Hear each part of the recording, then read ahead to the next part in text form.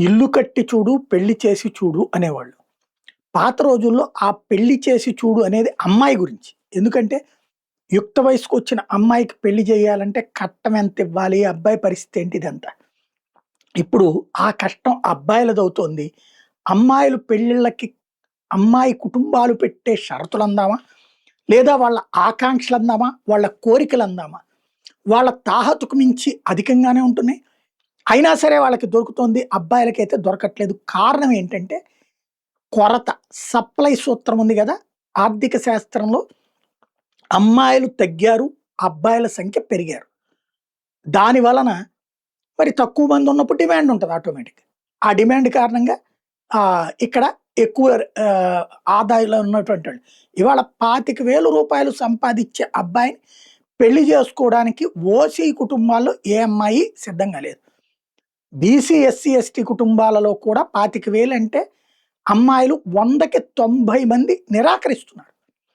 రూ. 50,000 అయితే గనక పేద కుటుంబాలలో కొంతవరకు అది కూడా ఫిక్స్డ్ ఇన్‌కమ్ వస్తుంది అంటేనే. రూ. 50,000 నెలకొస్తుందండి. ఎనకాల ఇల్లో ఏదో ఒక ఆస్తి ఉండాలి అబ్బాయికి. లేపోతే చేసుకోరు. లేదా నెలకొక రూ. 1,00,000 ఏ సాఫ్ట్‌వేర్ లాంటిది ఇది కాకపోతే ఇంకో ఉద్యోగం వెళ్ళగలరు అనుకుంటే, అప్పుడు కూడా పేద కుటుంబంలో అమ్మాయి అయితే ఓకే. మధ్య తరగతి కుటుంబంలో అయితే ఎనకాల ఏముంది అని చూస్తున్నారు. నాకు ఆశ్చర్యమేస్తది.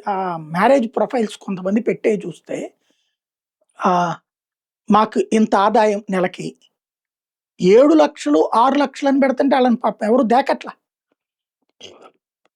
ఏడాదికి 12,00,000 అంటే ప్రాపర్టీ ఎంతుంది మీకని అడుగుతున్నారు. అదేదో సంతలో సరుకు పెట్టి ఏది మన మేకనో, కోడినో చూసి కొవ్వెంతుంది, ఎన్ని కిలోలొస్తది అని చూసినట్టుంది ఇప్పుడు. నీ సంపాదన ఎంత? నీ ఆస్తి ఎంత? ఆ అబ్బాయికి చెల్లెలు, అక్క లేకుండా ఉంటే హ్యాపీ. అమ్మా, నాన్న గూడా లేకుండా ఉంటే హ్యాపీ.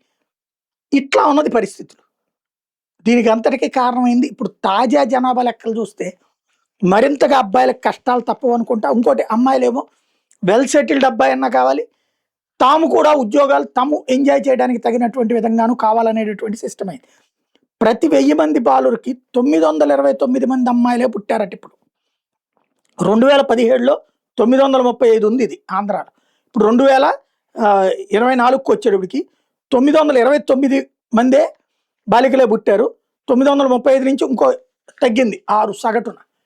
1000కి ఇంకా తగ్గింది. అంటే రాబోయే ఇంకొక జనరేషన్ మగపిల్లలకి కూడా కష్టాలు తప్పవు. ఆడపిల్లని కంటే ఇప్పుడు బెటర్ అనమాట.